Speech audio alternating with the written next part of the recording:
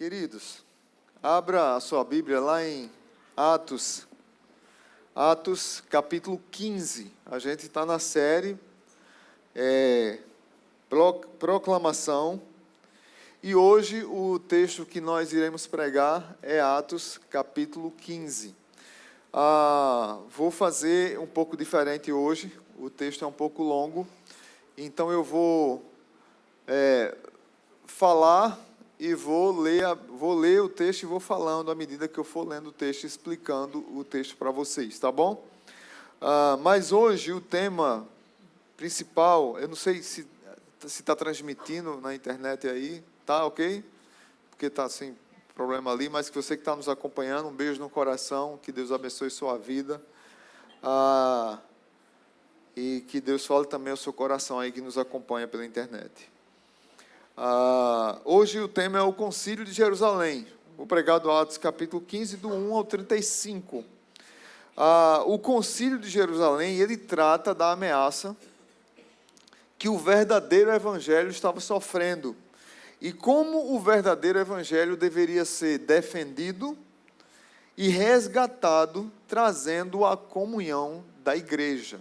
Então, o Concílio de Jerusalém, os concílios que aconteciam na igreja, sempre era para tratar situações doutrinárias, como, por exemplo, o Concílio de Niceia. Estava tendo uma heresia chamada ariana, que dizia que Jesus não era Deus, e a igreja se junta para defender a tese de que Jesus é Deus. Depois teve o Concílio da Calcedônia, que dizia que Jesus era mais ou menos Deus, era 50% Deus, 50% homem, ou Jesus era mais ou menos Deus ou homem, e aí o concílio se reuniu negativo, Jesus é 100% Deus e Jesus é 100% homem. Concílio da Calcedônia, falando sobre as duas naturezas de Jesus. O Concílio de Jerusalém, ele acontece por conta de um falso evangelho que estava sendo pregado. Daqui a pouco a gente vai chegar lá. Mas por que essa preocupação, pastor, com a defesa, com um falso evangelho? Digamos que você toma um remédio, e você precisa tomar um remédio diariamente. E alguém percebe a cor do remédio, o cheiro do remédio, e faz outro igual e coloca dentro do frasco que você toma. Independente de ser veneno ou alguma coisa, provavelmente aquilo que você está tomando falso, que tem o mesmo cheiro, que tem a mesma cor, que está no mesmo frasco que você toma o remédio, vai lhe prejudicar. Assim, é a pregação do falso evangelho. Eu já vi alguns falsos evangelhos no Brasil recentes. Eu vou falar de alguns aqui. Talvez você se identifique, talvez você ache engraçado, porque você talvez foi fisgado por essa mentira, mas alguns aqui, não, graças a Deus, eu nunca entrei nessa. Mas não sei quem lembra, na década de 90, no Brasil, tinha um evangelho do dente de ouro. Então, algumas igrejas se reuniam e os pastores começavam a profetizar e a boca dos crentes aparecia dente de ouro.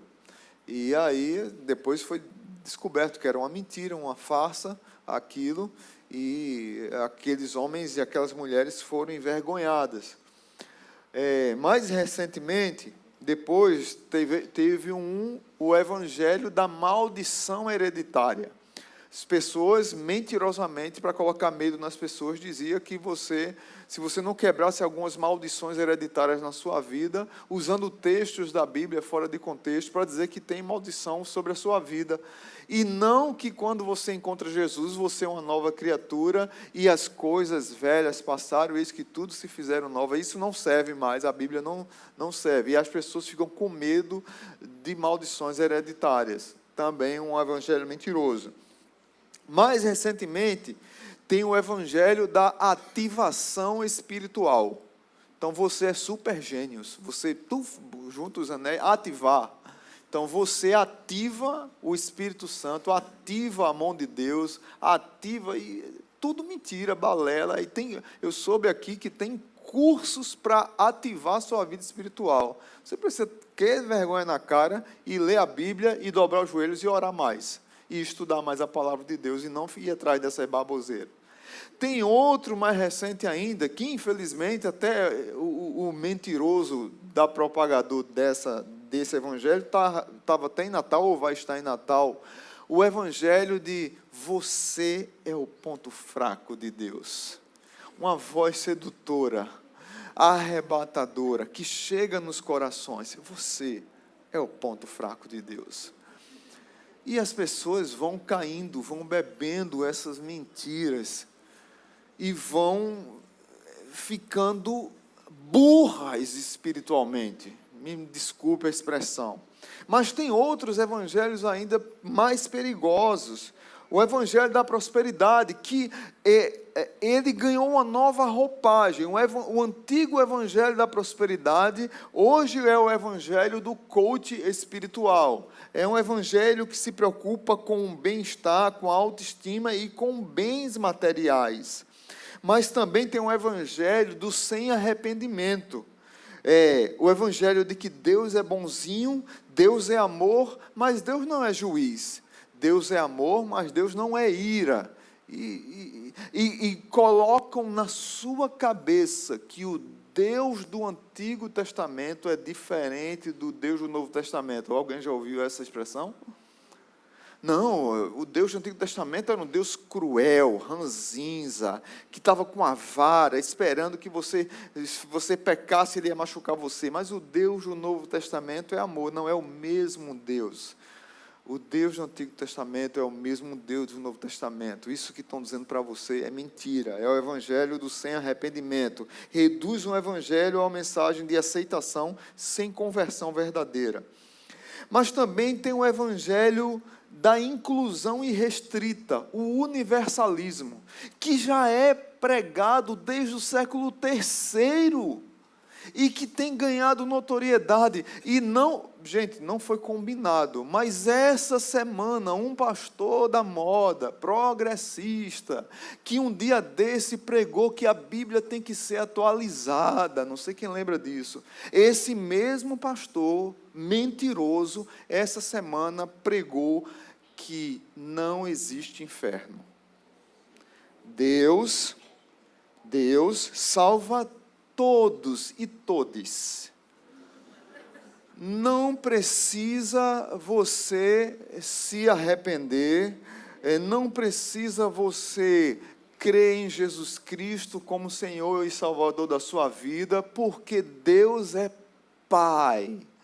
E Deus não vai machucar você se você comer um Danone no lugar, na hora errada. Meus irmãos, cuidado com esse falso evangelho que tem crescido dentro das nossas igrejas. Dentro das nossas igrejas. E nossos crentes estão bebendo isso e achando que está tudo bem. Mas tem o evangelho também místico e o evangelho sincrético, cheio de sincretismo religioso, mistura tudo. Um dia o cara está na igreja, no outro dia o cara está numa reunião ocultista, ele tem que estar com um tapete brilhoso que ganhou não sei da onde, porque tem. Aí no outro dia ele é espírita, no outro dia ele volta para a igreja, depois ele é esotérico, depois ele é cheio de superstição. Aí os crentes, para poder não ficarem por fora, deslocados com o esoterismo. Crente, por exemplo, gente que vai atrás de signos, aí os crentes criam os signos evangélicos. Sabe quais são os signos evangélicos?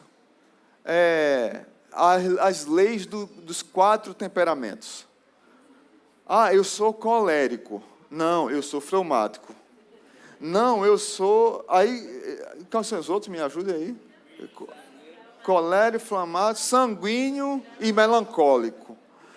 Hoje, eles não se preocupam com a complexidade que é o ser humano e ficam criando signos evangélicos. Eu falo na cara, porque eu sou colérico. Não, você é mal educado e estúpido mesmo. Você é simplesmente mal educado e estúpido. Não, você não é colérico. Aí tem os outros signos evangélicos. As 5 linguagens do amor. Olha, a minha linguagem do amor é... Aí todo mundo tem que se submeter à sua linguagem do amor, porque você não sabe viver em comunidade. E as pessoas têm que se submeter. Na minha linguagem de amor é palavras de afirmação.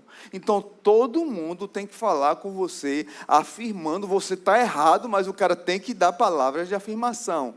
A minha linguagem de amor é ganhar presente, viu, irmãos? Então pode... Então, não vamos falar de signo evangélico, né? Meu Deus do céu, olha, é muita baboseira no meio evangélico, muita. E isso entristece, enfraquece a pregação do verdadeiro evangelho. O evangelho falso traz prejuízos às pessoas, traz prejuízos à igreja. E muito mais do que trazer prejuízo à igreja, o falso evangelho, ele afasta o homem do caminho eterno. Ele impede a pregação do evangelho e ele impede aquela pessoa de entregar a vida ao Senhor e Salvador das suas vidas. O evangelho falso, ele tem danos eternos. O que é que aconteceu em Atos capítulo 15? 20 anos depois de Pentecostes, Paulo e Barnabé já tinham pregado em várias igrejas, Paulo e Barnabé já tinham aberto várias igrejas, Pedro pregado para várias pessoas, eles enfrentaram oposição física, oposição violenta, risco da vida, crises internas. Aí acontece agora que alguns irmãos chegam para a igreja de Antioquia e diz que eles precisam cumprir algumas regras a mais, acrescentar a fé em Jesus. E aí eu quero convidar você para abrir em Atos 15, do verso 1 ao 5. Já está a sua Bíblia aberta, do verso 1 ao 5.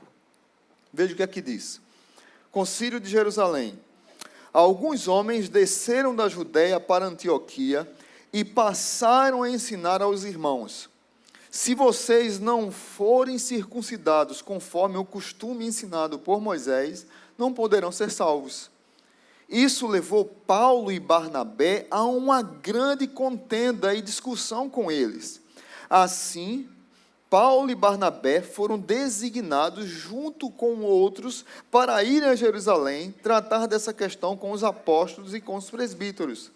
A igreja os enviou e, ao passarem pela Fenícia e por Samaria, contaram como os gentios tinham se convertido. Essas notícias alegravam muito a todos os irmãos. Chegando a Jerusalém, foram bem recebidos pela igreja, pelos apóstolos e pelos presbíteros, a quem relataram tudo o que Deus tinha feito por meio deles. Então se levantaram alguns dos partidos religiosos dos fariseus que haviam crido e disseram: é necessário circuncidá-los e exigir deles que obedeçam à lei de Moisés. Vamos orar.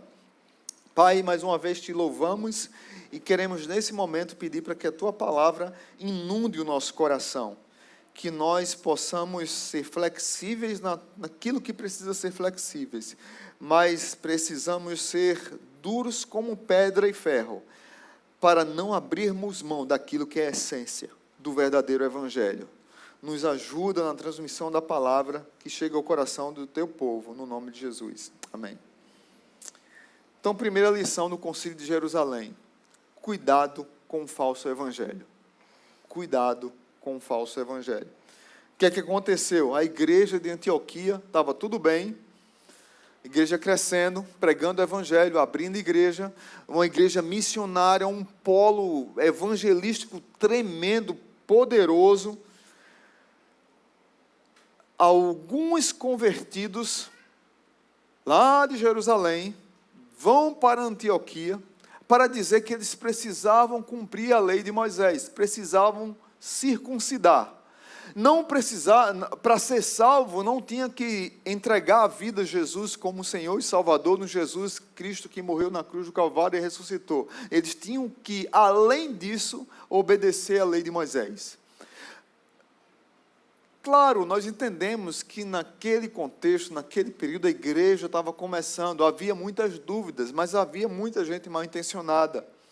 E se converteram, se você lá ler no capítulo 6, versículo 7, vai dizer que se converteu muitos sacerdotes fariseus se converteram. É provavelmente esse público que se tornou judaizante e começou a ferrenhamente, no meio da igreja, dizer que as pessoas, para se converterem, primeiro tinham que se converter ao judaísmo. Ou seja, primeiro, você que é gentil, nós todos que somos gentios, para sermos salvos, primeiro temos que ser judeus. E é interessante que Paulo e Barnabé faz uma grande contenda contra eles. Paulo e Barnabé não abrem no discurso para eles. Vieram para Antioquia. A igreja de Antioquia decide, não, vamos enviar Paulo e Barnabé e mais alguns pastores para a igreja de Jerusalém, para resolverem que problema é esse, o que é que está acontecendo, que história é essa de agora a gente, para ser salvo, tem que ser judeu.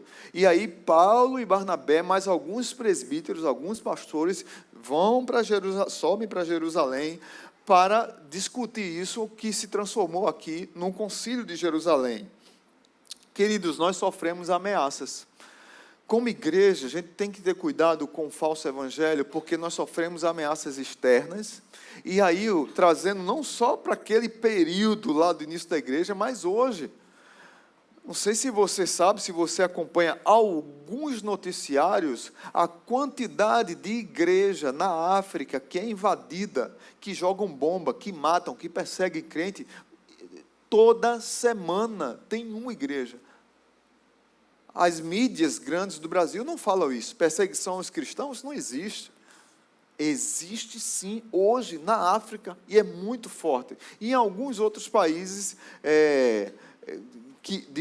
onde tem ditadura, principalmente, existe perseguição contra os cristãos. Naquele tempo havia perseguição, havia fome, havia violência, mas também havia ameaça interna.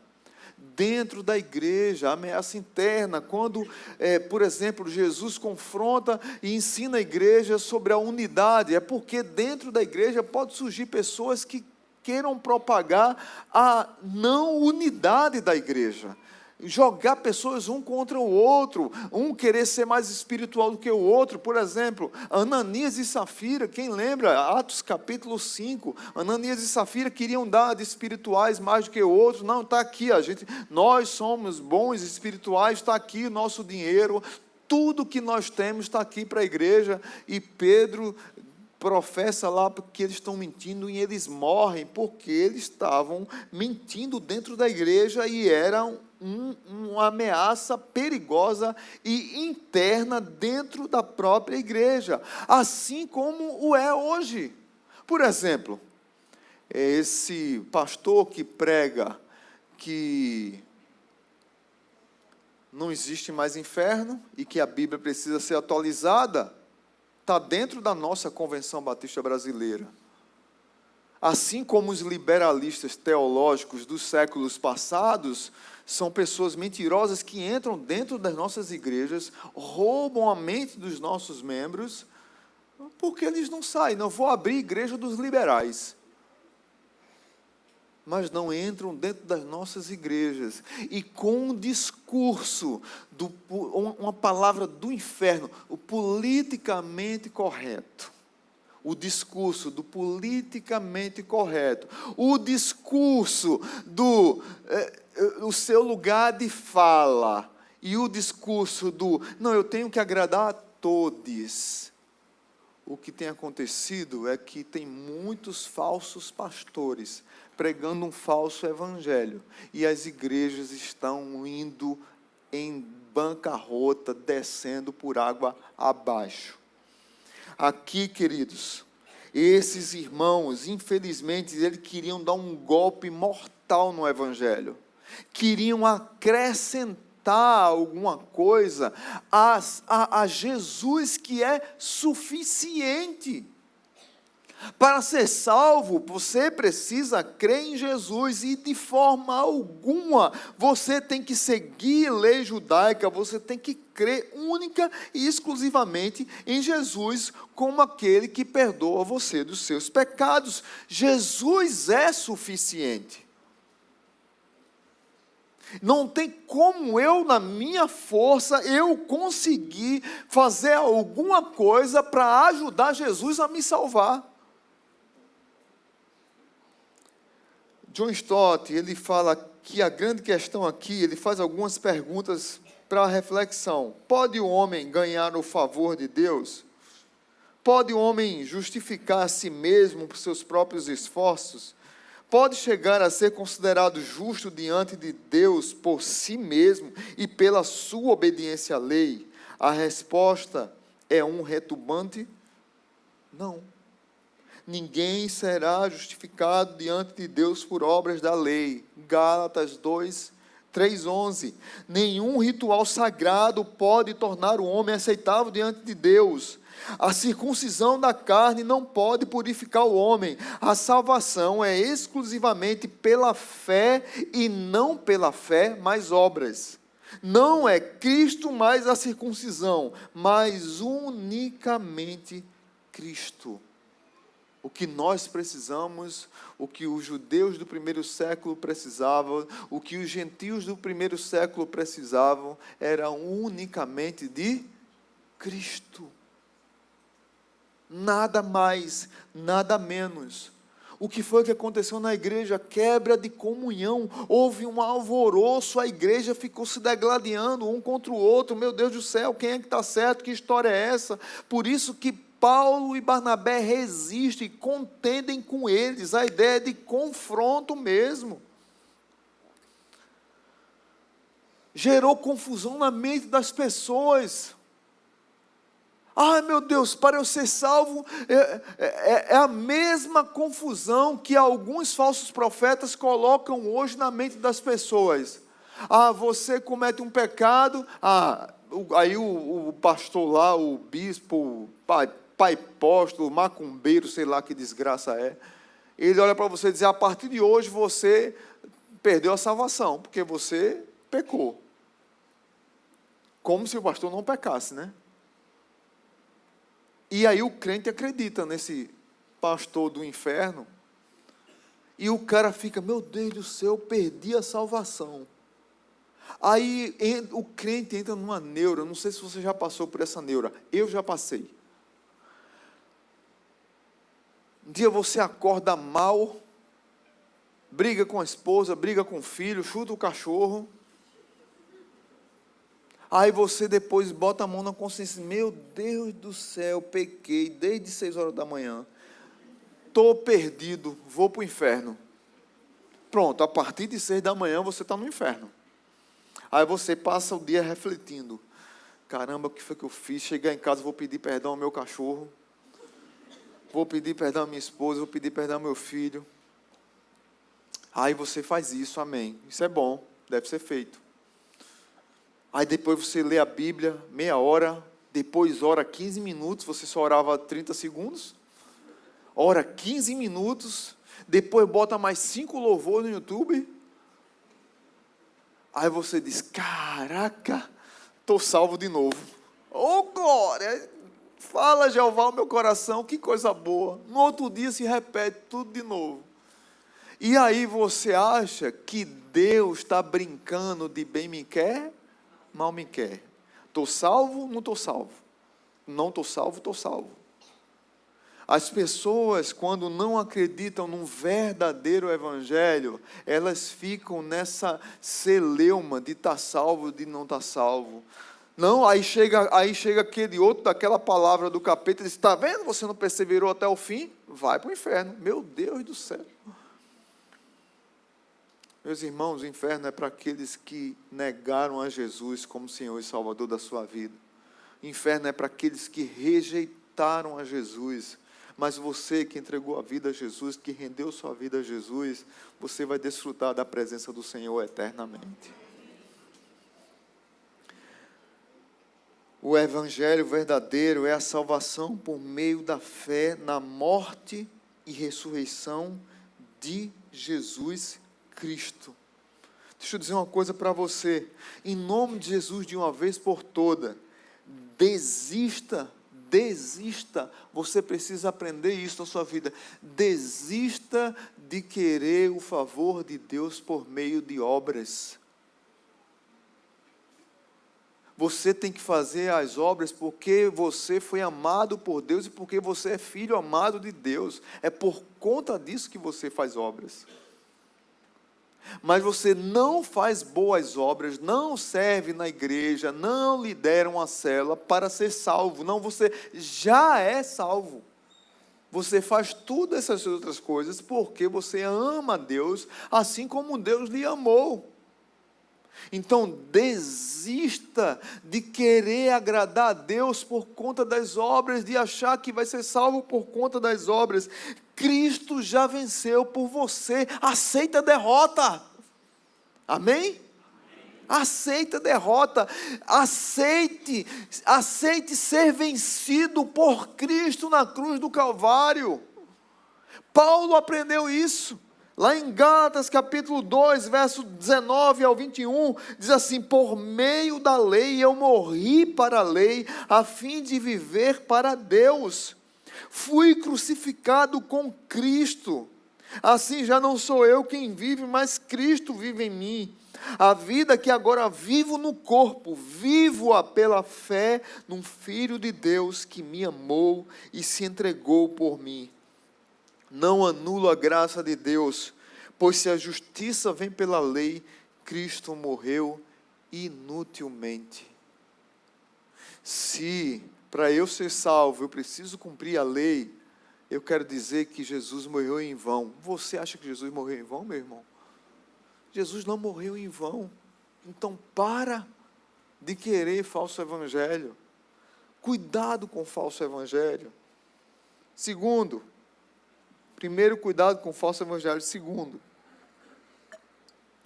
defenda o verdadeiro evangelho. Atos 6, 15, do 6 ao 21. Veja o que diz. E aí eles já chegaram em Jerusalém, teve a reunião, e agora começa a reunião aqui do concílio.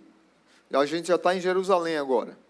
Os apóstolos e os presbíteros se reuniram para considerar essa questão. Depois de muita discussão, Pedro levantou-se e dirigiu-se a eles: irmãos, vocês sabem que há muito tempo Deus me escolheu dentre vocês para que os gentios ouvissem de meus lábios a mensagem do evangelho e crescem.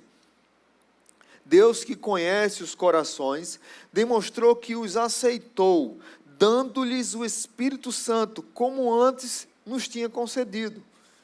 Ele não fez distinção alguma entre nós e eles, visto que purificou os seus corações pela fé.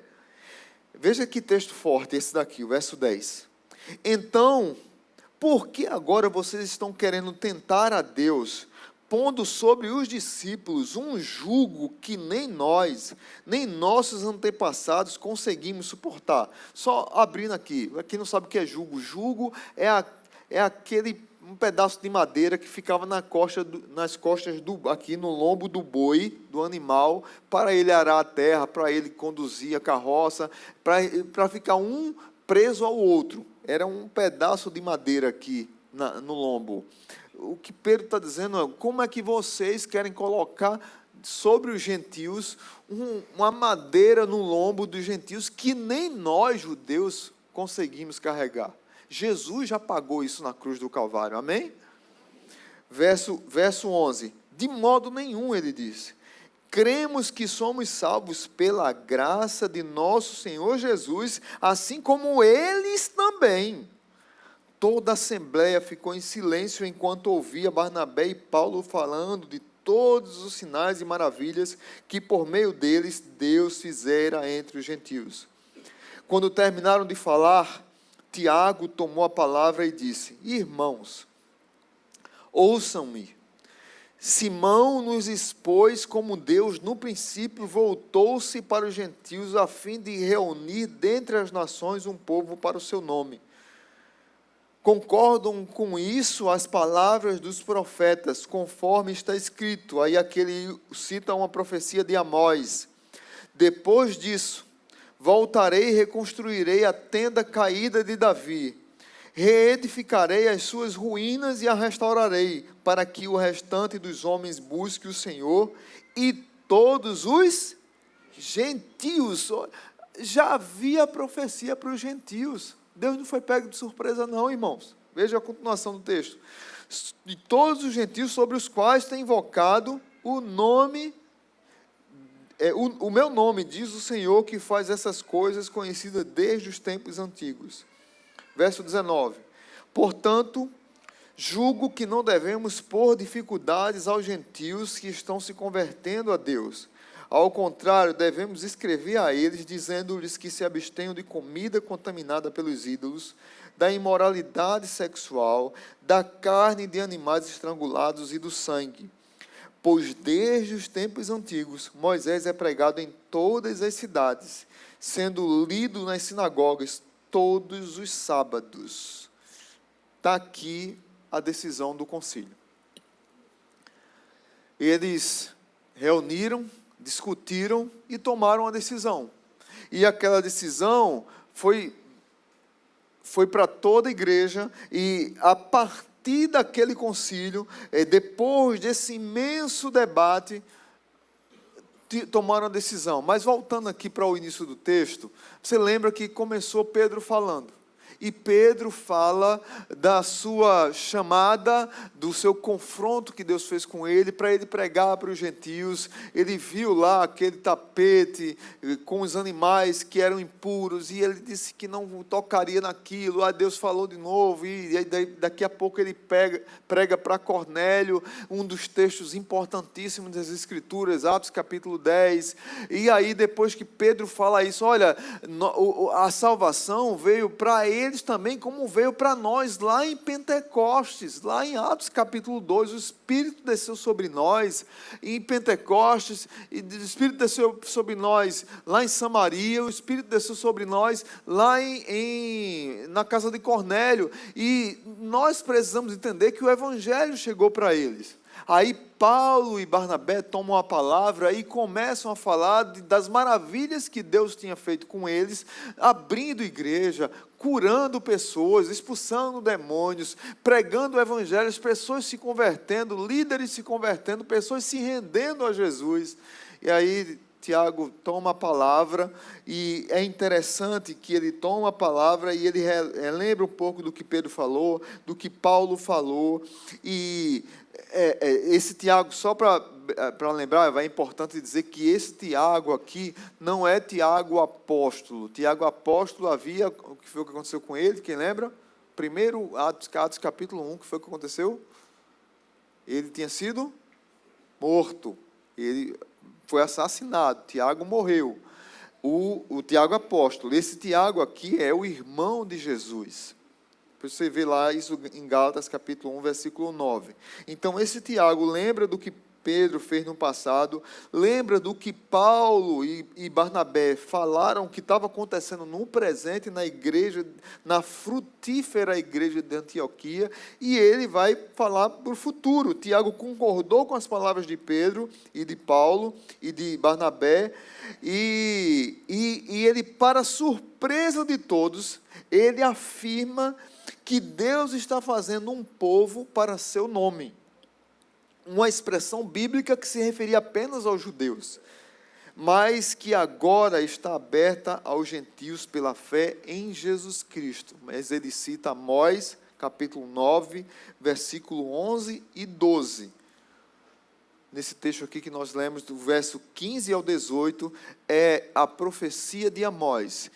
Meus irmãos, o Deus de Abraão, lembra do que eu disse no início? Que os teólogos da libertação e da liberais, eles gostam de comparar o Deus do Antigo Testamento com o Deus do Novo Testamento, para confundir a sua mente.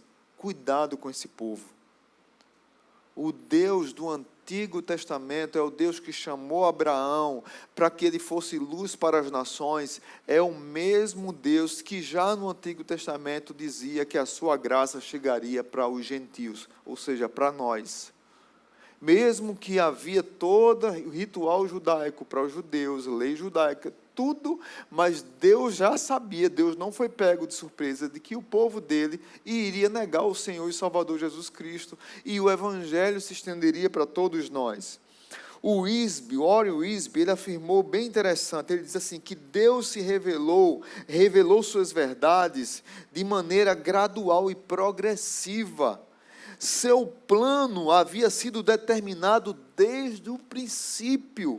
Nem a cruz, nem a igreja foram um plano de emergência. Deus não foi, Israel negou e Deus foi pego de surpresa, agora o evangelho vai para os gentios. Deus não foi pego de surpresa. Deus já via a igreja, a cruz de Cristo já antes da fundação do mundo.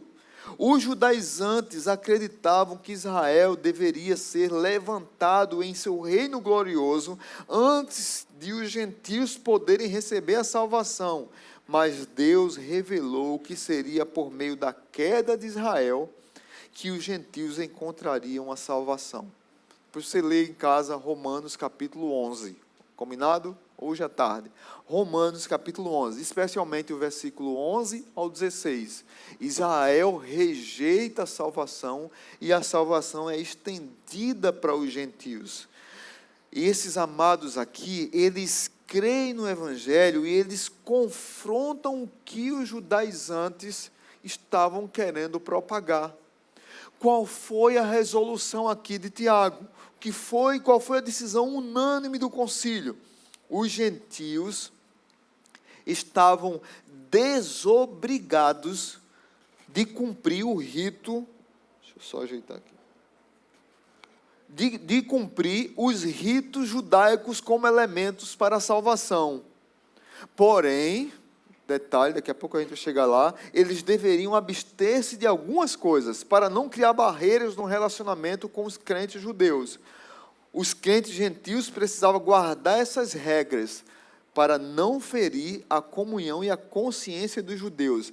Não que isso fosse relacionado à salvação. Veja bem, tem duas situações aqui. Há uma regra aqui que eles deveriam respeitar os judeus, para não ferir a consciência dos judeus, mas para ser salvo, não precisava fazer circuncisão. Você precisa crer em Jesus como Senhor e Salvador da sua vida. Agora, voltando aqui, qual era a situação? Esse texto de hoje é bem difícil, irmãos. Muito cabeça, a gente vai pregar Atos. Esse texto aqui se refere a Levítico, capítulo 17 e 18, que vai falar sobre imoralidade sexual, sobre casamento de pessoas da mesma família, incestos, tipo primo casar com primo, pai casar com filho. Para os judeus isso era um absurdo, era uma aberração à imoralidade. Para aqueles crentes gentis que estavam se convertendo naquele período, isso era algo comum para a cultura deles. E o que o concílio decidiu foi, olha, para não ferir a mente dos judeus, para não machucar a mente dos judeus, vocês precisam evitar isso. Outra coisa, a imoralidade sexual também é outra coisa relacionada à idolatria. Eles adoravam a outros deuses e tinham bacanais sexuais para adoração a outros deuses. Mas aí ele fala também sobre as regras dietéticas. O judeu não comia carnes para eles impuras e carne com sangue.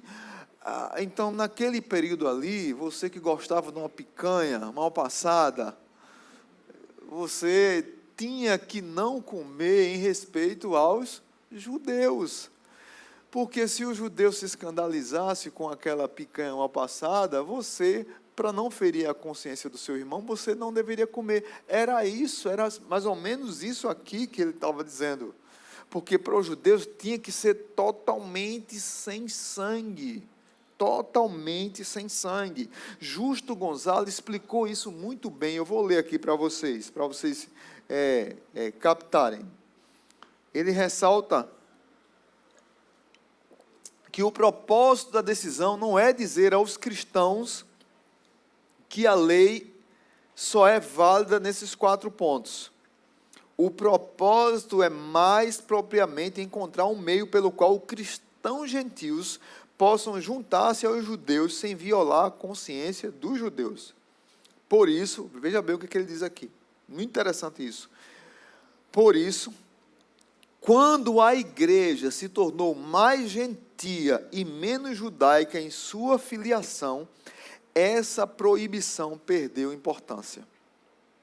E aí ele vai falar lá de 1 Coríntios. Por esta razão, e com o mesmo espírito de 1 Coríntios capítulo 8, 1 Coríntios capítulo 8, Paulo vai falar sobre comida sacrificada a ídolos. Paulo recomenda a seus leitores que, embora em última análise, veja bem, embora em última análise, comer carne de animal sacrificada a ídolos não ajude nem atrapalhe, nem fede nem cheira. Se houver alguém que se escandalize com isso, eles deveriam se abster em respeito ao irmão. 2025, Rio Grande do Norte. O que foi que aconteceu nesse período aqui? A igreja se tornou mais gentia ou mais judaica? O que foi que ele falou aqui? Mais gentia. Então, tirando idolatria a ídolos, tirando imoralidade sexual, essa questão da comida, a gente precisa ter muito cuidado para a gente não ficar refém de pessoas que se escandalizam por tudo. Veja bem, o que o texto está falando é em respeito aos judeus cristãos. Quando os judeus que acham que você não deve comer aquela carne mal passada, em respeito aos judeus, não é o crente da minha rua, que é gentil igual a eu. Traduzindo, você vai na Bahia, aí está lá aquelas baianas vendendo acarajé. Eu gosto muito de acarajé, mas minha esposa gosta mais do que eu, porque ela só me dá um pedaço quando ela pega. Você gosta de acarajé. Dizem, eu não sei, nunca procurei saber, que os acarajés são consagrados a demônios. Ok, são consagrados a demônios. Então você não deve comer acarajé, você que é crente, não deve comer acarajé. O que é que eu digo para os irmãos? Meu amigo, você ora, repreende os demônios e puf! Amém? Amém? E você vai perder uma delícia daquela com pimenta ainda? Meu Deus do céu, meu amigo, que história é essa? Picado de carneiro. Meu Deus do céu. Você está... Meu, obrigado, Senhor. Mas o que eles estavam querendo aqui, para aquele contexto, para aquele público, era manter a unidade da igreja. Para ser salvo, não precisa circuncidar, mas vocês precisam, não para ser salvo, mas como regra de boa convivência com os meus irmãos judeus, eu preciso não fazer isso, isso e isso. Deu para entender que está separado uma coisa da outra? Fechado? Vamos seguir para o final.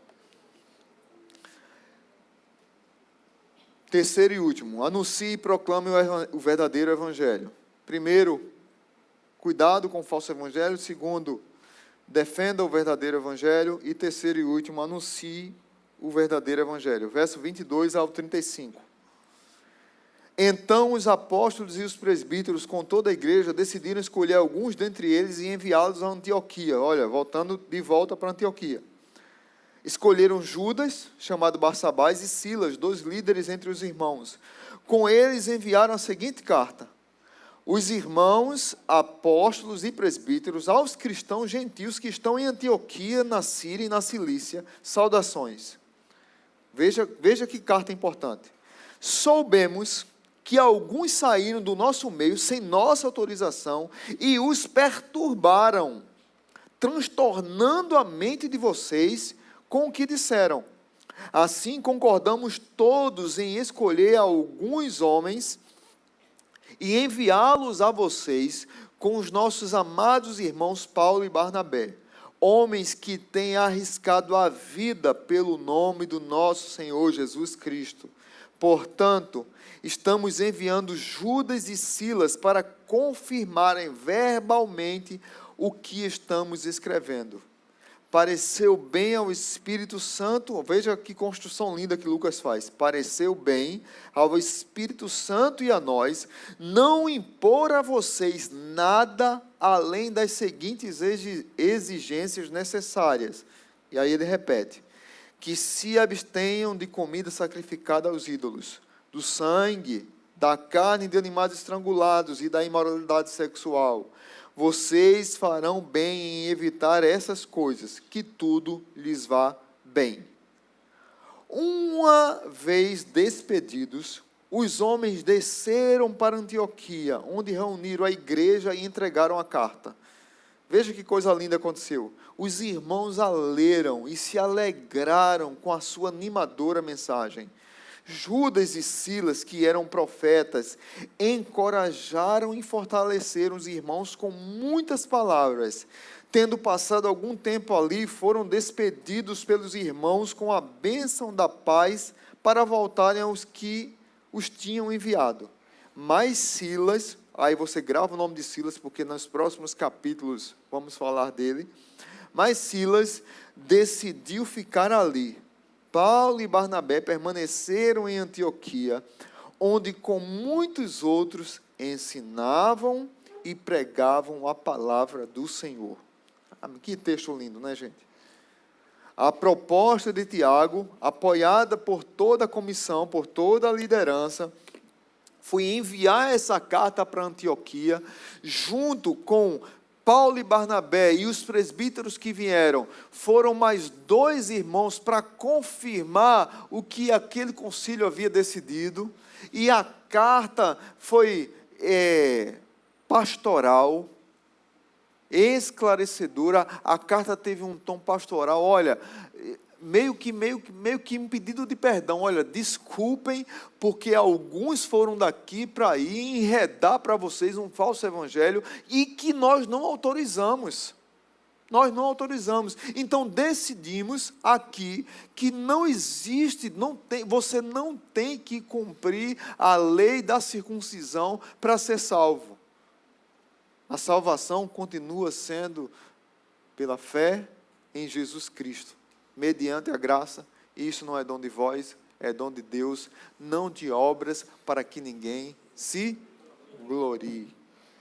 A carta condenava a postura dos judaizantes, além de provar que eles não estavam autorizados, eles estavam perturbando a igreja. A decisão que foi tomada, ela não foi uma decisão apenas de homens que queriam a pureza da igreja. Veja como Lucas descreve: pareceu bem a nós e ao Espírito Santo. O Espírito Santo é quem? É Deus. Deus participou daquela decisão. O Espírito Santo que conduziu aquela decisão. Não foi os irmãos que queriam, por causa do jeito deles, tomar a decisão. Não, o Espírito Santo conduziu aquela decisão. É interessante isso, irmãos, que até Pedro foi pego uma vez de surpresa. O próprio Pedro, que um dia pregou para Cornélio, gentil, que estava na casa do curtidor. Pedro teve um tempo que comeu pela primeira vez tocinho de porco e gostou. E quando eles estavam com os gentios, ele comia tocinho de porco, comia picado de carneiro.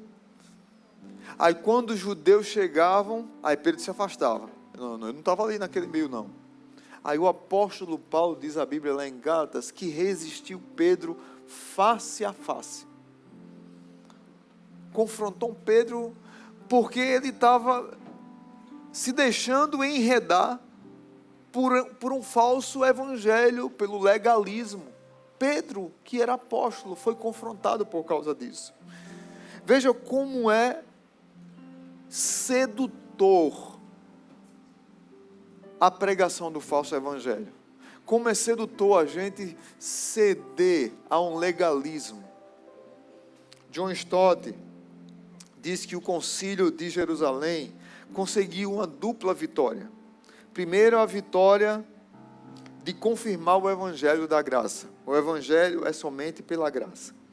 E a vitória do amor, que preserva a comunhão por meio de concessões compassivas por conta da mente dos judeus. O apóstolo Paulo, o apóstolo Pedro, Lucas, Tiago, eram homens fortes, mansos, duros quando deveriam ser duros, mas no que tange à fé, as coisas que não eram essenciais, eles eram como um bambu, que leva um vento fortíssimo e o bambu dobra, deita todinho, não quebra e volta. Tem coisa que a gente não precisa brigar. A gente dobra e por amor aos nossos irmãos a gente vai aceitando. Mas naquilo que tange ao evangelho da graça, o evangelho da salvação, o evangelho que diz o destino eterno da sua vida, nós não podemos negociar nem com um trem. E esses apóstolos e esses discípulos aqui eram duros que nem ferro quando se tratava para negociar o evangelho. Não se negocia evangelho, irmãos. Não se negocia evangelho por causa de cultura que está nos consumindo, por causa de linguagem mentirosa. Já tem um livro interessante que fala sobre... Agora esqueci o nome do livro. Corrupção da linguagem, corrupção do caráter. Por causa de um mundo que está em constante transformação e que as pessoas estão mudando a linguagem, mas no fundo, o que as pessoas têm é mau caratismo mesmo. Nós não podemos negociar o evangelho por causa da corrupção da linguagem da nossa sociedade.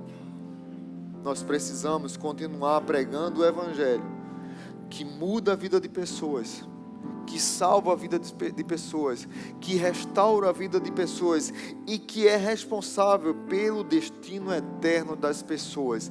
A mensagem de que Cristo é suficiente, ela precisa continuar sendo pregada.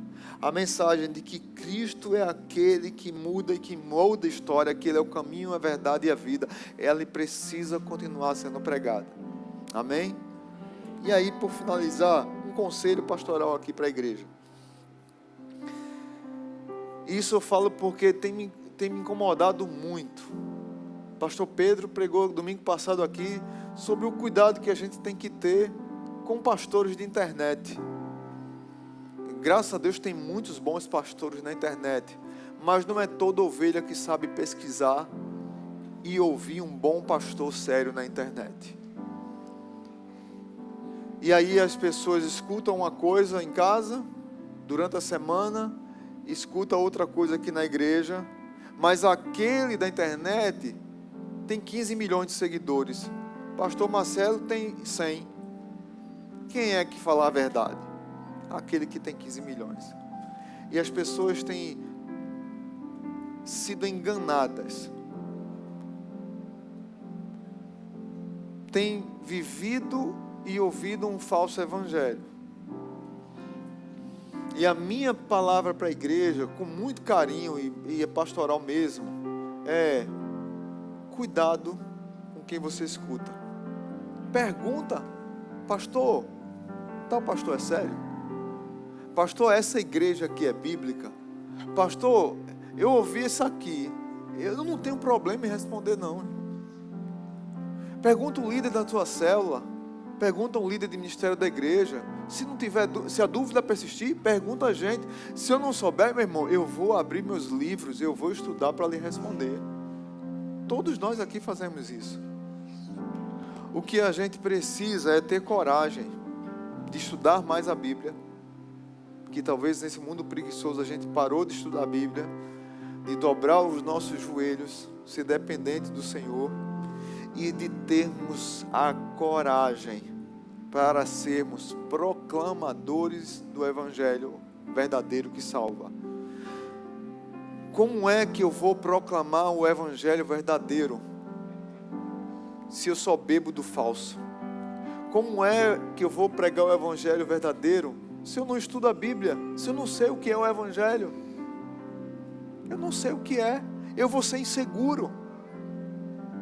Veja que alvoroço aconteceu em Antioquia. Os irmãos de Jerusalém chegaram trazendo alvoroço para a igreja, porque eles estavam começando. Mas eu e você não tem desculpa.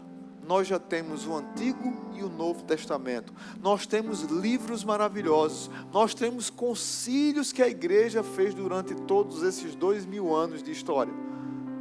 Nós não temos desculpa para continuar caindo em heresia que a igreja já combate desde o primeiro, do segundo, do terceiro século. Nós precisamos estudar mais. E nós precisamos ser mais ligados à nossa igreja local e menos a pastores da internet. Amém, queridos? Que Deus abençoe sua vida. Não saia aqui abusado comigo, não. Me dê um abraço no final do culto. Vamos orar. Pai, nós te louvamos por tua igreja e agradecemos pelo teu rico evangelho, que muda, que molda e que salva. Que ele continua falando aos corações da tua igreja, nos dá firmeza, nos dá convicção e nos dá fé para continuar pregando esse evangelho. Obrigado por essa carta, por esse texto maravilhoso de Atos capítulo 15. Abençoa cada um dos meus irmãos aqui. Nos dá uma semana rica e abençoada.